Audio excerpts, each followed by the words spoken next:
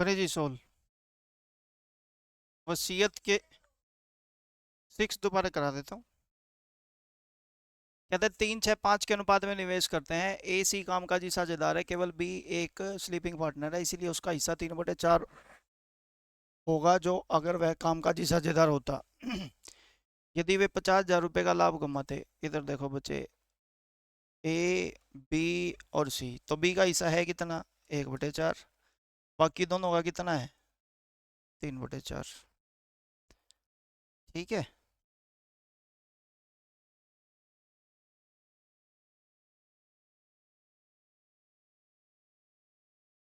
चलो, A B C की invested money कितनी है?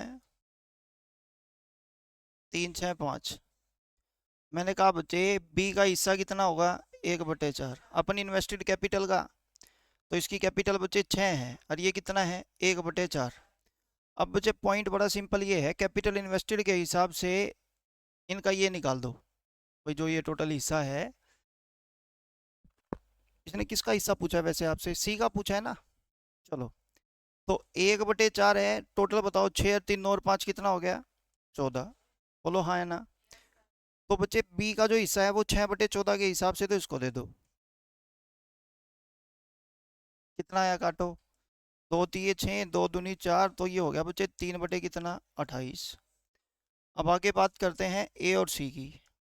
ए सी का टोटल हिस्सा कितना करना है? 3/4। किस रेशो में करना है? 3:5। 5 और 3 8 की वैल्यू 3/4 है, तो एक की वैल्यू कितनी हो जाएगी? 3/32। 3 की वैल्यू 9/32। 5 की वैल्यू 15/32। बोलो बच्चे हाँ या ना। चलो जी। अब बच्चे ए का 9/32, सी का हिस्सा कितना है? 15/32, और बी का हिस्सा कितना निकाला आपने? 3/28। बस रेशो बनाओ।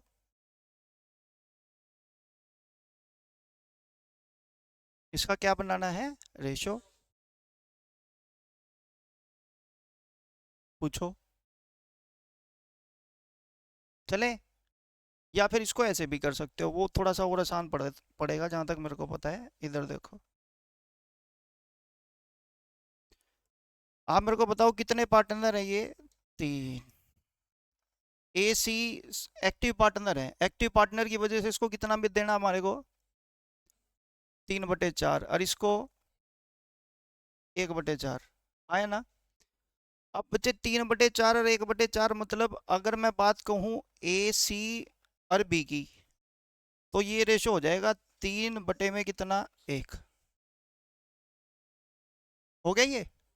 चलो, अब आप मेरे को एक बात बताओ, ए सी का 3 है, 3 की वैल्यू 3 प्लस में एक टोटल मिला के 4 होगी। 4 की वैल्यू 50,000, एक की वैल्यू 12.5, ये तो होगी 12.5, और 3 की होगी कितनी? 37,500। बोलो बच्चे हाँ या ना।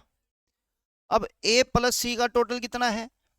37,500, और उसको 5-3-8 की रेशो में बांट दो। ऐसे कर लो, मर्जी आपकी। रिपीट करूं? पक्का?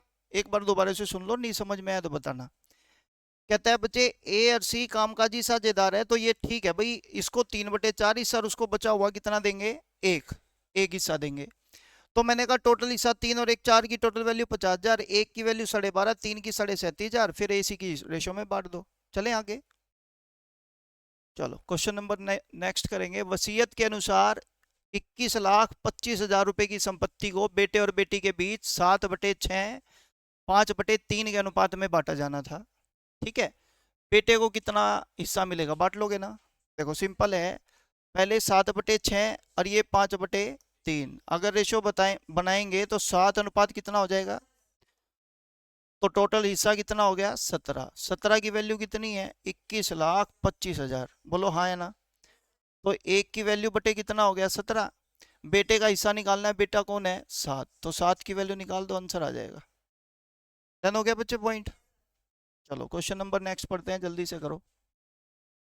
ए और बी समान राशि का निवेश करके एक व्यवसाय शुरू करते हैं। 4 महीने बाद सी 3.5 लाख रुपए का निवेश करके उनके साथ जुड़ जाता है। व्यवसाय में अपना निवेश वापस लेकर बी सी के शामिल होने के 4 महीने बाद व्यवसाय छोड़ देता है। वर्ष के अंत में व्यवसाय से 62,400 रुपये का लाभ होता है, जिसमें से ए अपने लाभ के हिस्से के रूप में 24,000 रुपये एकत्रित करता है। सी को उसके लाभ के हिस्से के रूप में कितना भुगतान किया जाना चाहिए?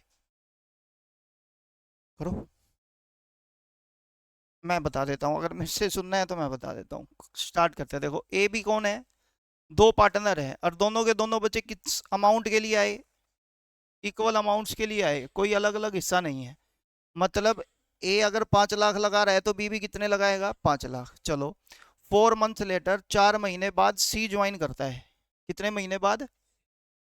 ये देखना, ए और बी, ना तो इसकी कैपिटल पता ना इसकी कैपिटल पता, तो ये भी 12 महीने तक लेंगे हम, ये भी 12 महीने तक लेंगे। जो कल आए थे उनको समझ आ गया होगा 12-12 मैंने क्यों लिया, क्योंकि हम बच्चे हमेशा शुरुआत से लेकर एंड तक की कैलकुलेशन करते हैं, तो 12-12 महीने मैंने ले लिया। उसके बाद कहते हैं सी आया कितने महीने बाद?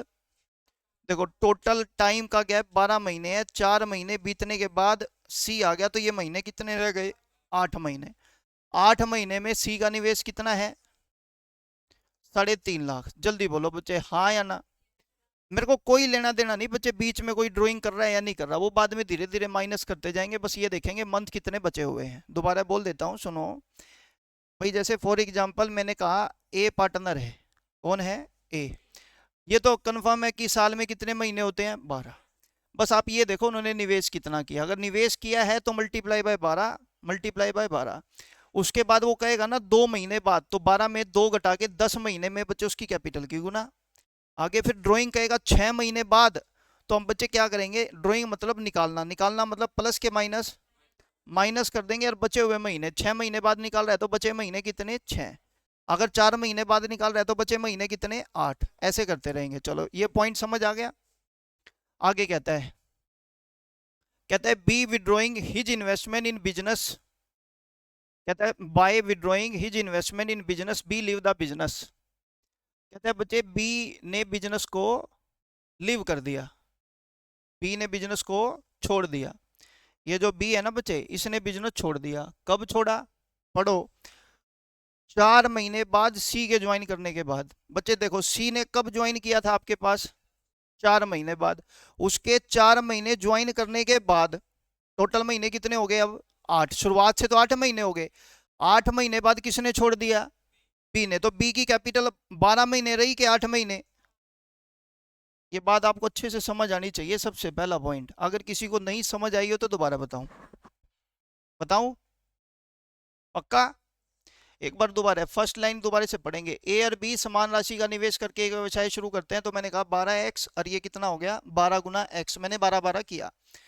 आप ऐसे भी कर सकते थे 12 गुना x, फिर बच्चे ये जितनी भी इसकी कैपिटल है x निकाल लेगा। कब? 8 महीने के अंत में। तो कितनी महीने बच गए? 4। x कैपिटल निकालिए माइनस, तो 12x में से 4x घटाओगे वही 8x बचेगा। तुम्हारी मर्जी, जैसे करना है वैसे कर सकते हो। क्लियर हो गया बच्चे पॉइंट? बस अब सोल्व करते हैं।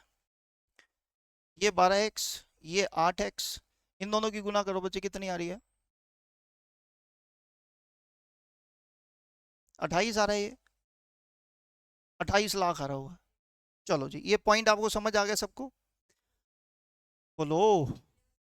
चलो, वर्ष के अंत में व्यवसाय में 62,400 रुपये का टोटल लाभ होता है। यहाँ पर टोटल लाभ हो रहा है बच्चे कितने का? 62,400 रुपये का लाभ हो रहा है। कितने का? 62,400 रुपये का लाभ हो रहा है, जिसमें से ए अपने लाभ के हिस्से के रूप में 24,000 रुपये एकत्रित, मतलब इसको 24,000 रुपये मिल रहे हैं। कितना मिल रहा है? 24,000 रुपये मिल रहे हैं। 62,400 में से बच्चे 24,000 इसको मिल गए। तो ध्यान से सुनना, अगर मैं इन्हीं का रेशो बना दूं, ये लो इनका रेशो बना दिया। अब बताओ 12x की वैल्यू कितनी है आपके पास? 24,000। तो x की वैल्यू कितनी आई? 2,000। तो 8 की वैल्यू कितनी हो गई? 16,000। जल्दी बोलो बच्चे, हाँ या ना? आपको एक बात पता लग गई, ए के हिस्से में 24,000, बी के हिस्से में कितना? 16,000। 24 और 16 40। तो बताओ टोटल हमारे पास प्रॉफिट 62,400 है, 40 ये दोनों ले गए, तो बचा हुआ कितना आ गया? पहले ये बात क्लियर करो भाई, हाँ या ना? तो कहता है बताओ सी को उसके लाभ के हिस्से में भुगतान कितना करेंगे? बोलो हाँ या ना? एक बार फिर बच्चे मेन पॉइंट है इस कैपिटल के रेशो को अच्छे से समझना। अगर ये समझ आ गया फिर क्वेश्चन में कुछ नहीं रहता। दोबारा देख लो, ए और बी दो पार्टनर है, स्टार्टिंग में दोनों समान कैपिटल लगा रहे हैं, तो मैंने कहा भाई मान लेते हैं ये भी एक्स है ये भी एक्स है, आया ना। तो आपने बोला 12 महीने इसका तो 12x, 12 महीने इसका 12 गुना x। कहता है सी के ज्वाइन करने के 4 महीने बाद, सी ने ज्वाइन किया 4 महीने बाद, और उसके 4 महीने बाद यानी कि 8 महीने बाद बी ने अपनी पूरी कैपिटल निकाल ली। एक्स कैपिटल कितने टाइम पीरियड पर पहले निकाल ली? 4 महीने पहले। तो 12x में से 4x घटाएंगे कितना बच गया? 8x। आपने बोला 12 गुना में x 12x, 8 गुना में x 8x, और ये 3.5 गुना में 8 करेंगे 28। ठीक है। अब इसने आपको बताया कि ए को उसके लाभ के रूप में कितने रुपए मिले। मैंने बताया था पीएसआर क्या होती है बच्चे, टाइम मल्टीप्लाई कैपिटल इन्वेस्टेड। तो ये पीएसआर 12x ही आई होगी। तो 12x की वैल्यू हमारे पास कितनी है? 24,000। तो x की वैल्यू कितनी आ गई? अगर x की वैल्यू बच्चे 2,000 है तो 8 की वैल्यू कितनी आ गई? 16। तो बताओ 24 और 16 टोटल वैल्यू 40। हमारे पास टोटल बच्चे पीएसआर प्रॉफिट पड़ा था 62,400, 40,000 ये दोनों ने ले लिया, तो ये बचा कितना? चलो जल्दी करेंगे बच्चों, क्वेश्चन नंबर नेक्स्ट।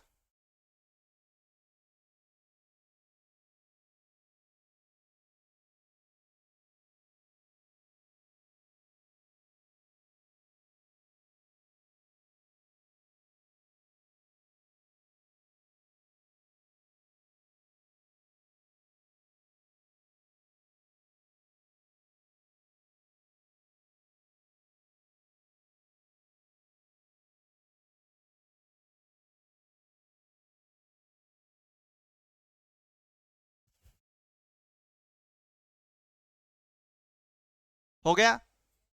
आ जाओ शुरू करते हैं। ए बी एक व्यवसाय में 3:7 के अनुपात में निवेश करते हैं। व्यवसाय एक वर्ष में 60,000 रुपए का लाभ कमाता है। वे लाभ का 40% पुनः निवेश करने के बाद शेष लाभ को वितरित करने का निर्णय करते हैं। बच्चे देखो, आपके वर्ष के अंत में टोटल लाभ कितना कमाया आपने? कहता है 40% तो हम बिजनेस में ही लगा देंगे वापिस। तो 60,000 का 40% लगा दिया तो बचेगा 60%, यानी कि 36,000 रुपये बच गया। कितना बच गया बचे? 36,000। अब ये कहता है 36,000 शेष लाभ को वितरित करने का निर्णय लिया। बताओ किसी ने कैपिटल निकाली? नहीं ना। तो वही कैपिटल आ जाएगी बच्चे 3:7। जो कैपिटल इन्वेस्टेड है वही उसका पीएसआर बनेगा। जल्दी बोलो हाँ या ना। तो 7 और 3 10 की वैल्यू बच्चे 36,000 है, तो एक की वैल्यू कितनी आ जाएगी? 3600। तो लो 3 की वैल्यू कितनी हो जाएगी और 7 की वैल्यू कितनी हो जाएगी? क्लियर हो गया बच्चे पॉइंट? देख लेना फिर। चलो, एक्स और वाई ने क्रम से कितना? 1,71,000 रुपए और 2,43,000 रुपए का निवेश किया। बच्चे अब स्टार्टिंग में ही हमारे को निवेश दे रखा है, तो मेरे को पता है 1,71,000 गुना कितना कर दूंगा? 12। और 2,43,000 गुना में क्या कर दूंगा बच्चे? ये भी 12। बोलो जल्दी करके यस और नो। आगे कहता है बच्चे एक व्यवसाय शुरू किया, यदि वर्ष के अंत, अब कोई ड्रॉइंग नहीं है ना, तो सीधा सीधा यही पीएसआर बन जाएगी। देखो 3 जीरो से 3 जीरो कट जाएंगी, 3 पंजे 15, 3 सत्ता 21, 3 अठा 24, 3 एकम 3, और ये 19 तिये 57, 27 तिये 81। टोटल प्रॉफिट हो जाएगा बच्चे कितना? 46। और 46 की वैल्यू प्रॉफिट दे रखा है? दे रखा है नहीं दे रखा? एक्स का हिस्सा दे रखा है तो कोई नहीं। 19 की वैल्यू बच्चे कितनी है? 3800। एक की वैल्यू 200, 27 की वैल्यू 5400, 46 की वैल्यू 9200। अगला करते हैं जल्दी से। एबीसी क्रम से 55, 65 और 75 का निवेश करके एक व्यवसाय शुरू किया। एक ए जो है कामकाजी लाभ साझेदार है, उसे लाभ का 20% मिलता है। बच्चे अब सोचना सुनना, और शेष को बच्चे अपने बांट लेंगे। कुल लाभ आपने कितना कमाया? 87,750 रुपये कमाया। कमा लिया। कितने पार्टनर हैं? 3, ए बी और सी पार्टनर हैं, और इन तीनों को टोटल 87,750 रुपये मिल रहे हैं। चलो अब आप मेरे को बताओ इन्होंने क्या किया। इसका 20% ए को दे दिया, क्योंकि ये वर्किंग पार्टनर की तरीके से काम कर रहा है। तो कहता है भाई तूले पहले 20% सैलरी ले ले अपनी। तो इसका 20% निकालो 87,750 का, कितना? 17,550। ये इसको सैलरी दे दी। बोलो हाँ या ना। अब मेरे को बताओ, मेरे पास टोटल प्रॉफिट इतना था, जिसमें से इतनी इसको सैलरी दे दी, तो बचा प्रॉफिट मेरे पास कितना, 70। अब 70 को बांटेंगे पीएसआर की रेशो में। अब पीएसआर कितनी है बच्चे, निकाल तो कुछ रहा नहीं, तो सिंपल कह देंगे 55, 65 और 75। तो ये हो गया 11, ये 13 और ये 15। 15 और 13 28 और 11 39 की वैल्यू बच्चे कितनी होगी, हाँ 200 लिख लो। तो बच्चे 70,200 बटे में टोटल प्रॉफिट कितना हो गया, 39। एक की वैल्यू निकाल के किसका हिस्सा पूछा है, तो ए का हिस्सा कितना है, 11। 11 से मल्टीप्लाई कर देना, 11 का मल्टीपल देख लो यार, इसमें कुछ है क्या, यही होगा शायद। चलो क्वेश्चन नंबर नेक्स्ट पढ़ते हैं। देखो, एबीसी तीन पार्टनर है, 27,532,537 रुपए का निवेश करके एक व्यवसाय शुरू किया। ए 19 एक कामकाजी भागीदार है, उसे लाभ का 20% सेम है बच्चे, कर लोगे ना। और आगे कहता है शेष को उनके निवेश के अनुपात में वितरित किया जाता है यदि सी को प्राप्त धन 13,500 है। पहले तो बच्चे टोटल प्रॉफिट दे दिया। अच्छा एक बात आपको बता दूं, देखो ए बी सी, इनका रेशो निकालो बच्चे। आपने बोला 275, 325, 375, 25 एकम 25, 25 पंजा 125, 25 एकम 25 दिए 75, 11, ये रेशो आ गया। पीएसआर आ गया बच्चे 11, 13, 15 की रेशो में। और ए को वर्किंग पार्टनर की तरीके से सबसे पहले 20% सैलरी भी मिलती है। चलो, सैलरी मिलने के बाद बाकी का प्रॉफिट बांटा होगा इन्होंने 11, 13, 15 के रेशो में, बोलो हाँ है ना। बताओ 20% प्रॉफिट लेने के बाद ए का 20% प्रॉफिट लेने के बाद इन्होंने प्रॉफिट कितना बांटा होगा, 80%, बोलो। तो आप सिंपल ये कहेंगे, देखो बच्चे 11 और 13 24, 24 और 15 टोटल कितना हो गया, 39। तो सी ने क्या लिया होगा, सी ने लिया होगा 80% प्रॉफिट का 15/39 हिस्सा, बोलो हाँ या ना। और यही हिस्सा किसके इक्वल आ रहा है बच्चे, 13,500 के, बोलो जी हाँ या ना। अब बच्चे सिंपल हो गया, 39 ऊपर 15 नीचे, 15 नहीं में 135, 900 गुना में 39। और ये कितने परसेंट प्रॉफिट की वैल्यू है, तो 1% की वैल्यू निकालेंगे बटे कितना हो जाएगा, 80। 100 की वैल्यू निकालनी है, गुना 100 कर दो, टोटल प्रॉफिट आ जाएगा। मैं इस बात को बच्चे डायरेक्ट तरीके से, पता है इस तरीके से ही बोलता, लेकिन फिर कईयों को वो बात समझ ना आती। इधर देखो, 20% अगर वो ले रहा है तो आप सिंपल ये कहना, जिसका भी हिस्सा दिया है 80% में उसका रेशो 15/39 और उसके रेशो के बराबर, उसके हिस्से के बराबर उसका हिस्सा है कितना, जो भी लिखा है, टोटल प्रॉफिट आ जाएगा। क्लियर हो गया पॉइंट, या फिर सिंपल तरीके से कर लो, मेरे को तब भी कोई प्रॉब्लम नहीं है। चलो क्वेश्चन नंबर नेक्स्ट पढ़ते हैं। एक्स की राशि ए बी और सी के बीच इस प्रकार विभाजित की जाती है कि ए और बी के शेयरों का अनुपात 7/12, बी और सी के शेयरों का अनुपात 8/5। यदि ए और सी के शेयरों में अंतर 214 रुपए का हो तो एक्स का मूल्य बताओ क्या होगा। आ जाओ शुरू करते हैं, बोर्ड पे ध्यान देना भाई। मेरे पास बच्चे ए बी सी तीन व्यक्ति हैं, जिसमें हमारे को ए बी का हिस्सा देना है कितना, 7/12 का, और बी सी का हिस्सा कितना देना है, 8/5 का। पहले ये बताओ पर्सन कौन सेम है, तो इसकी वैल्यू को सेम रखना है। अब सेम बनाने के लिए आपको पता होना चाहिए, ये 2 से गुना कर देंगे और ये कितने से, करो बच्चे, 2 सते 14, 12 दूनी 24, 8 तिया 24 और 3 पंजे 15। तो यहां से हमारे पास बात आ गई 14, 24 और 15 की, 14, 24 है 15 की। अब जरा ध्यान से सुनेंगे समझेंगे। ए का हिस्सा 14, बी का हिस्सा 24, सी का हिस्सा 15। कहता है ए और सी के हिस्से में अंतर, ए और सी का हिस्सा कितना है, 14, 15, इन दोनों में अंतर कितना है, एक की वैल्यू बच्चे 214 है, एक्स का मूल्य ज्ञात करना है, तो एक्स की वैल्यू 14 है, तो 14 से टोटल राशि, एक्स क्या है, टोटल राशि, तो 14, 24, 38 और 15 53। एक की वैल्यू 214, 53 की वैल्यू निकालेंगे, आंसर आ जाएगा। लास्ट में 3 चौके 12, 2 चाहिए तो यही होगा। चलो क्वेश्चन नंबर नेक्स्ट पढ़ते हैं, आंसर बताना क्या कह रहा है बच्चे। देखो, ए ने 54,000 की पूंजी के साथ एक व्यवसाय शुरू किया, क्रमशः 4 महीने और 6 महीने के बाद बी और सी, अभी देखो है ना बीच में गड़बड़ महीनों की। मेरा जो कंसेप्ट है ना बच्चे, वो कहता है सिंपल एक लाइन लिखो सबसे पहले। स्टार्टिंग में निवेश कितने किसने किया, ए ने। कितनी कैपिटल का, 54,000 गुना में बच्चे कितना, 12। कुछ नहीं देखना, 12 कर दो, बात खत्म। फिर कहता है बी आया 4 महीने बाद। अरे 4 महीने बाद आया, टोटल महीने 12 है, 4 महीने बाद आया तो महीने कितने बचे, 8। फिर बचे सी कितने महीने बाद आया, 6। तो बच्चे महीने कितने बचे, 6। हाँ या ना, ये 8 महीने बाद, और वो मतलब उसकी कैपिटल 8 महीने, उसकी कैपिटल 6 महीने। अब कहता है वर्ष के अंत में लाभ को 1, 4, 5 में बांटा गया। बोलो जल्दी करके, यस और नो। तो बी और सी द्वारा निवेश की गई पूंजी के बीच का क्या अंतर होगा, कहता है बीच का अंतर निकालना है। ठीक है, पक्का। अब जरा ध्यान से सुने और समझें। आप मेरे को बताओ बच्चे, अगर मैं इसको थोड़ा सा रेशो वाइज करूं तो आप कहोगे 2 तिया 6, 2 चौके 8 और 2 छिके 12। आप मेरे को बताओ 54,000 गुना में 6 कितना होता है, 0 0 0, 6 चौका 24, 6 पंजा 30 और 2 32। ये आ गया भाई 3,24,000 समथिंग कुछ आ गया। डन, पक्का। अब मेरे को बताओ, अगर ये बच्चे मल्टीप्लाई करके 3,24,000 समथिंग कुछ आ रहा है और उसकी जगह हमने कितना लिख दिया, तो मैं कह दूं एक की वैल्यू 3,24,000 समथिंग कुछ है। अगर एक की वैल्यू 3,24,000 है और यहाँ पे ऑलरेडी बच्चे कितना है, 4। कितना है, 4। तो बच्चे आप मेरे को बताओ यहाँ 4 की जगह नंबर कितना लिखा जाएगा, और यहाँ 5 की जगह नंबर कितना लिखा जाएगा। पॉइंट बड़ा सिंपल है, ध्यान से सुनेंगे और समझेंगे। आप मेरे को बताओ ये 3,24,000 है, कितना है।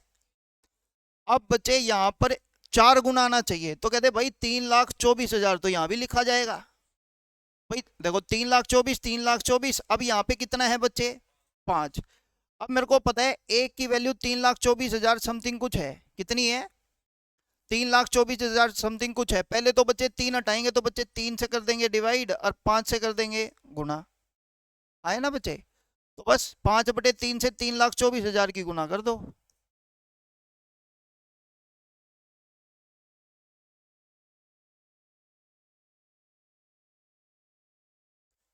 पहले यार आप लोग बताओ, आपको समझ आया कि नहीं। मारा को नहीं समझ आया, मैंने भेजा था। 1 मिनट रुको, इरेजर को ना थोड़ा छोटा करते हैं फिर।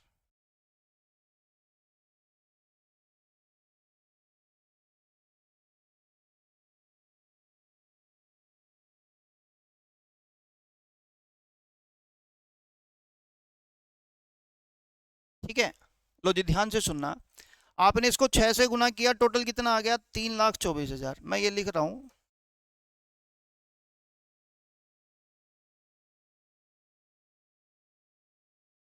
ना तो मेरे को पता इसकी वैल्यू, ना मेरे को पता इसकी वैल्यू। ये 1 है, ये 4 का रेशो है, और ये कितने का है, 5 का।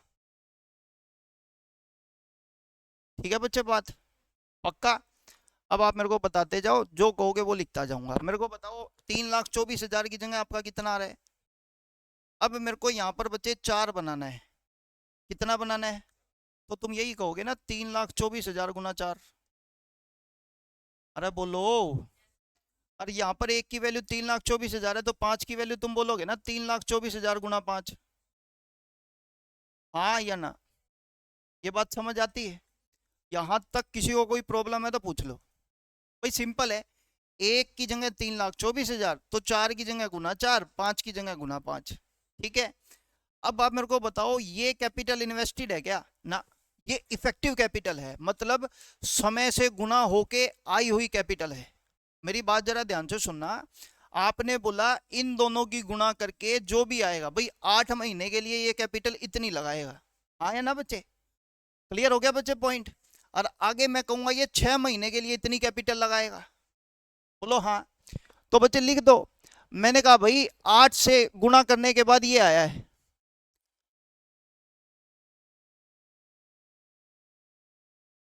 तो डिवाइड बाई कितना कर देंगे बच्चे, 8। तो 2 एकम 2 छिके 12, 2 दूनी 4। यानी कि बच्चे जो बी आया होगा ना, वो 1,62,000 रुपये लेके आया होगा। कितने लाया होगा। मैंने कहा बच्चे सी कैपिटल लेके आ रहा है 3,24,000 गुना 5, ये इफेक्टिव कैपिटल है।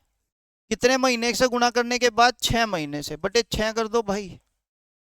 6×5 = 30, 6×4 = 24, 5×4 = 20, 5×5 = 25, 2 70। जल्दी बोलो भाई, हाँ या ना। ये बात आपको नहीं समझ में आई हो तो पूछ लो। चलो पक्का। ये है कैपिटल इन्वेस्टेड। अगर वो कहता है ना बच्चे, पॉइंट समझना, अगर वो कहता है what is the difference between the effective capital of B and C, तो मैं डायरेक्ट इन दोनों का डिफरेंस ही लेता। लेकिन इसने बोला कैपिटल इन्वेस्टेड। आप मेरे को बताओ 3,24,000 गुना 4 कितने से गुना करने के बाद आया? 8 से। तो मैं सबसे पहले इसको 8 से भाग कर दूंगा, तो इसकी कैपिटल इन्वेस्टेड आ गई। ये 6 से गुना करने के बाद आया होगा, तो इसको 6 से भाग कर दूंगा, ये कैपिटल इन्वेस्टेड आ गई। अब इन दोनों का बच्चे डिफरेंस ले लो, कितना आ रहा है देखो, 1,08,000। यही डिफरेंस आपसे पूछा था। पूछो जी डाउट।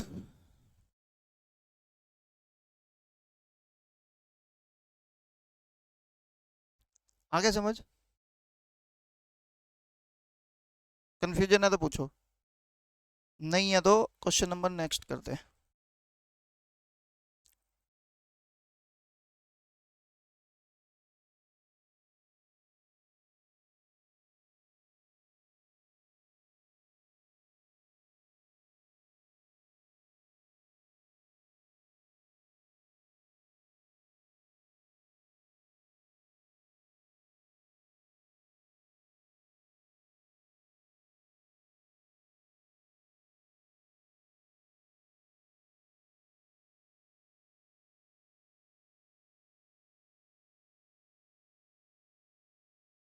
अगला करते हैं बच्चे। एबीसी ने पूंजी निवेश की 2:3:5 के अनुपात में।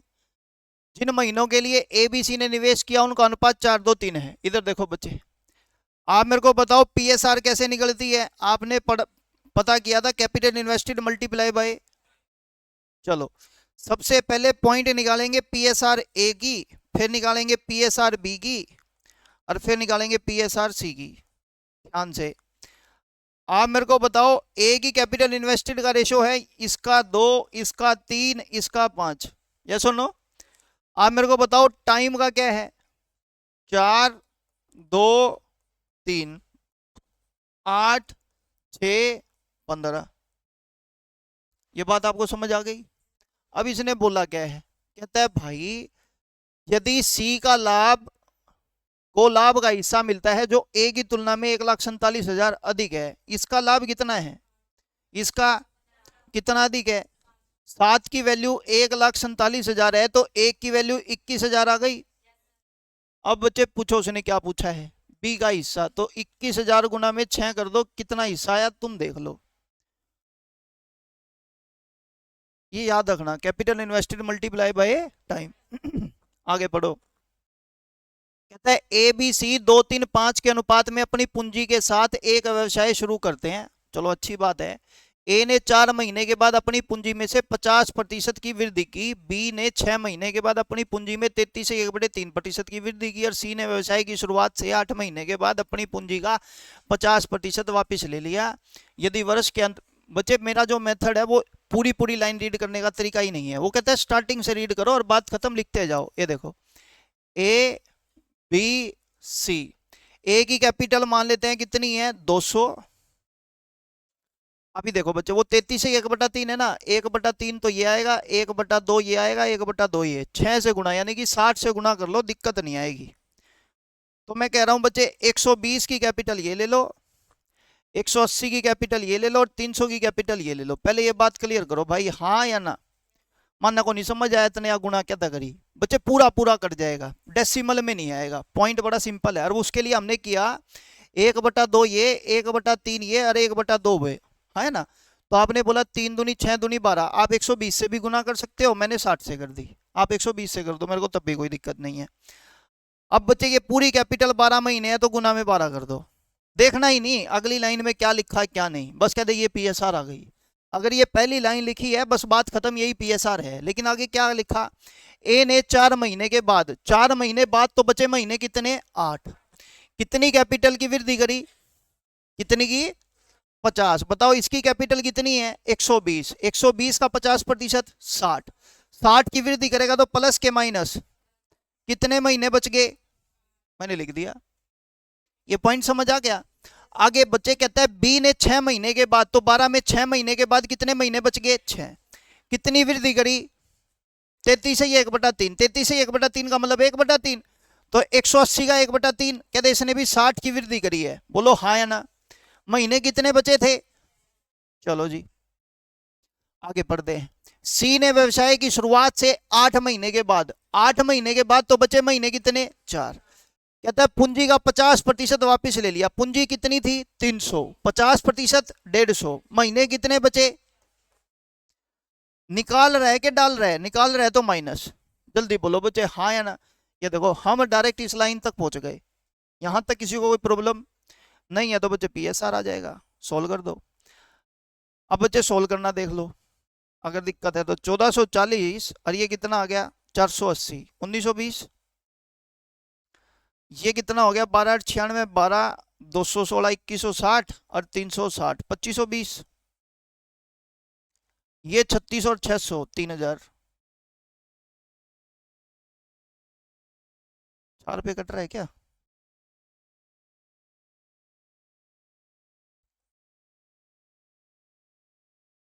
हाँ यार 3 पे भी कट रहा होगा। 24, 21 और 25।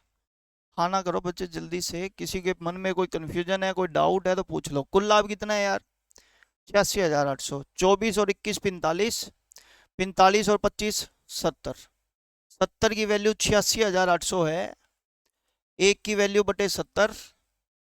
ए और सी के बीच में ए कितना है? 24। सी कितना है? 25। अंतर कितना है? 1 का। सोल्व कर लो आंसर आ जाएगा। चलो भाई मन में किसी के अभी भी कोई कंफ्यूजन है तो पूछ लो जल्दी से। डन हो गया बच्चे पॉइंट। चलो आगे क्वेश्चन नंबर नेक्स्ट पढ़ते हैं जल्दी से। कहता है एक राशि को ABCD के बीच में इस प्रकार विभाजित किया जाता है कि A और B के शेयरों का अनुपात 2:3, BC के शेयरों का अनुपात 1:2, CD के शेयरों का अनुपात 3:4, A और D के बीच के हिस्से का अंतर 7648 है, तो उनके शेयरों का योग क्या होगा? इधर देखो AD का अंतर दिया ना, ये देखना हम कहेंगे A/B को गुना कर देंगे B/C से, गुना कर देंगे C/D से, तो ये वैल्यू किसकी आएगी? AD की। जल्दी बोलो हाँ या ना। बताओ AB का अनुपात आपको दे रखा है कितना? 2/3। BC का अनुपात दे रखा है 1/2 और CD का अनुपात दे रखा है 3/4। 2 से 2 घटा, 4 3 से 3 घटा, तो ये आ गया 1/4। 1/4 का मतलब A का हिस्सा 1 है, D का हिस्सा कितना है? 4। दोनों का अंतर बचे कितना है? बोलो। 3 की वैल्यू आपने बोला 7648 है, तो 1 की वैल्यू निकाल दोगे और टोटल पूछा है तो 4 और 1 5 की वैल्यू निकाल देना। हाँ या ना। अब पॉइंट ये है कि एकदम से आंसर कैसे देंगे। मैंने कहा भाई देख 3 छिके 18, 6 पे कटा और 6 पंजा 30, लास्ट में 0 आ गया यूरिया। वो तुम अपने हिसाब से कर सकते हो। चलो आगे पढ़ते हैं। 8,000 रुपए A, B और C के बीच इस प्रकार विभाजित या बांटे गए हैं कि उन्हें क्रम से 500 रुपए, 200 रुपए, 100 रुपए के नोट मिले। उनके द्वारा प्राप्त राशि का अनुपात 15:2:3 है। 500 रुपए, 200 रुपए, 100 रुपए के नोटों की संख्या का अनुपात क्या होगा? चलो शुरू करते हैं। बोर्ड पे ध्यान देना। इनको जो बच्चे अमाउंट रिसीव हुआ उसका रेशो कितना है? 15:2:3। और टोटल अमाउंट बांटा कितना है? 8,000। तो 15 और 2 17 और 3 20 की वैल्यू बचे 8,000 है, तो एक की वैल्यू आपको भी पता लग गई कि 400 हो जाएगी। अगर एक की वैल्यू 400 तो कहते इसने मिलेंगे 6,000, इसने मिलेंगे बच्चे 800 और इसने मिलेंगे बच्चे 2400। बोलो बच्चे हाँ या ना। अब बच्चे मैंने कहा ए को मिलेंगे 500 के नोट, बी को मिलेंगे 200 रुपए के नोट और सी को मिलेंगे 100 रुपए के नोट। एक बात बताओ, अगर सी को कौन सा? मैंने 1200 ही लिखा होगा। 6800 देख 1200 है रे गंदे। तन्ने दिखने में कमी हो रही है। देख ये देख मैं दिखाऊंगा। दिख गया 1200। अब ये देखो अगर सारे के सारे अमाउंट आपका 6,000 है और सारे 500 के नोट में बटे हैं तो इसके पास नोट कितने हैं? ये बच्चे टोटल अमाउंट 800 रुपए है। 200 रुपए के नोट है तो नोट कितने? अरूर है। चलो जी आगे पढ़ते हैं। ABC 2/3, 3/5, 5/6 के अनुपात में पूंजी के साथ साझेदारी में प्रवेश करते हैं। 8 महीने बाद ए अपनी पूंजी में से हिस्सेदारी 25% बढ़ा देता है। चलो, यदि वर्ष के अंत में अर्जित कुल लाभ 5820 है। देखो बच्चे, पॉइंट ये है, इनकी रेशो है 2/3 निवेशित पूंजी की 5/6, तो एलसीएम लेंगे बच्चे 30 आ गया, तो ये आ गई 20 की कैपिटल, 18 की और ये 25 की।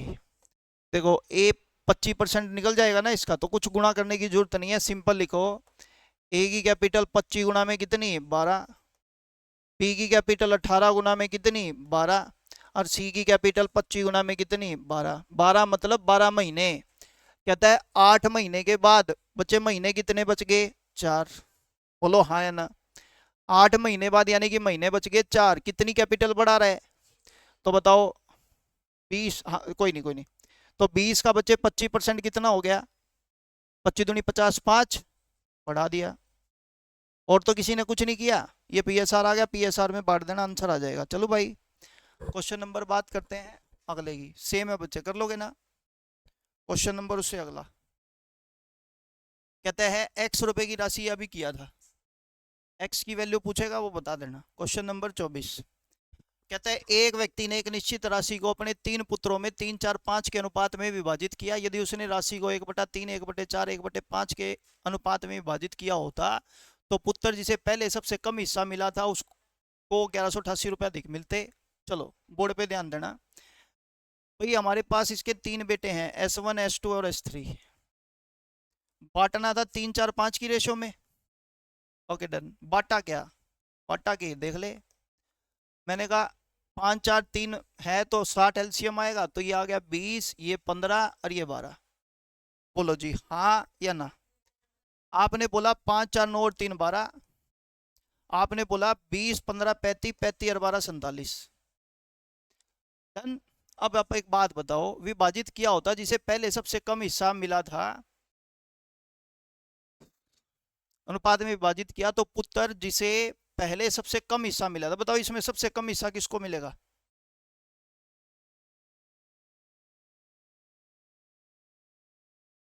देखो ये 47 और ये 12, 47 से 12 का मल्टीपल क्या होता है, आप ऐसे कर लो, इसको गुणा कर दो 47 से, इसको गुणा कर दो 12 से।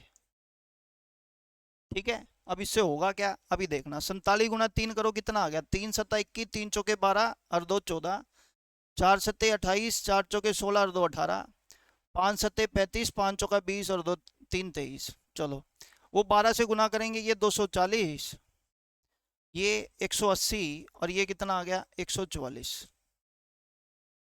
अब बच्चे एक बात बताओ, S1 को हिस्सा कितना मिलना था, 141, मिला कितना, देख लो कितना कम या ज्यादा है, ये कितना 188, ये कितना, देखो कितना कम या ज्यादा है, ये 235, ये 144, ये कितना कम या ज्यादा है, हाँ या ना।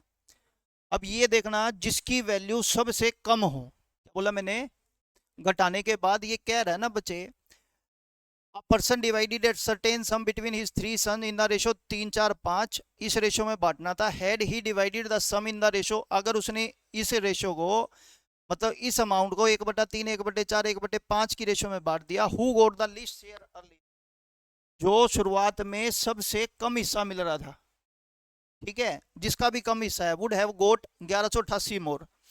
देखो अगर मैं यहाँ पर बांटू पैसे, तो सबसे कम हिस्सा किसको मिला, S1 को 141, और अब बांटू तो इसको कितना मिल रहा है, 240, मतलब जिसको सबसे कम मिल रहा था ना उसको कितना मिला। दोबारा बोल देता हूं, यहाँ पर सबसे कम किसको मिल रहा है, S1 को।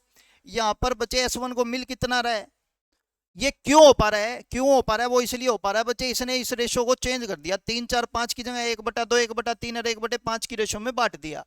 तो जिसको सबसे कम हिस्सा मिलना था ना, उसको हिस्सा कितना मिला, 240, मतलब कितना ज्यादा, 99। अगर 99 की वैल्यू बच्चे उसने बोला है आपको 1188 है, तो एक की वैल्यू निकाल दोगे, बोलो, तो बस आगे हो जाएगा जो उसने पूछा होता। कौन सा सम था ये,